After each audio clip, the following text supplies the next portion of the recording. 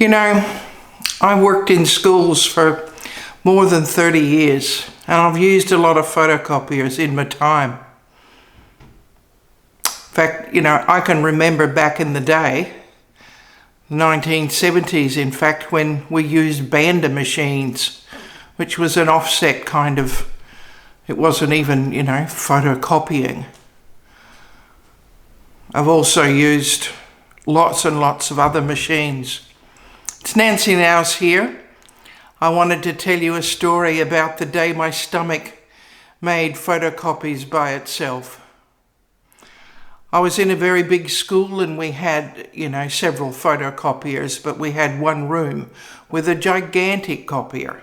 Absolutely gigantic. It did everything except blow your nose and brew you a cup of tea for morning tea time, or recess as we called it.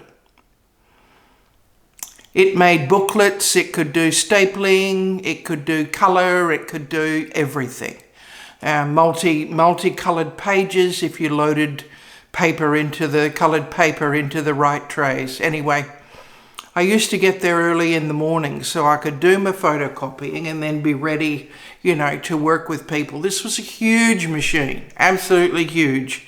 Took up, a very large room, and I was busy making lots of copies to put in people's mailboxes, or pigeonholes sometimes we call them. And I noticed that, copies were coming out with staples in them and multi-copies and all sorts. And I had no idea. I was sure that I hadn't told the machine, push the button start, told it to make copies. And then I realised that, I had a bit of an overhang, sort of a portico really out the front. It wasn't fallen arches, it was, fallen blubber really. And every time I sort of half leaned over the machine, it would touch the on pad, start buttons, and off it would go by itself, just with the pressure of my stomach. Now, I told this story to a friend of mine, Marcia. She doesn't want her name mentioned here.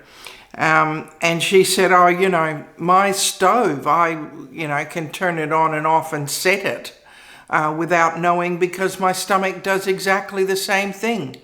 Now, she's a lot shorter than I am, and I think partly my height made it possible to, for my stomach to make the photocopies. But she's short, and her stomach, that's a little bit low to the ground, is at a perfect height there for her to set the oven, or at least turn it on. So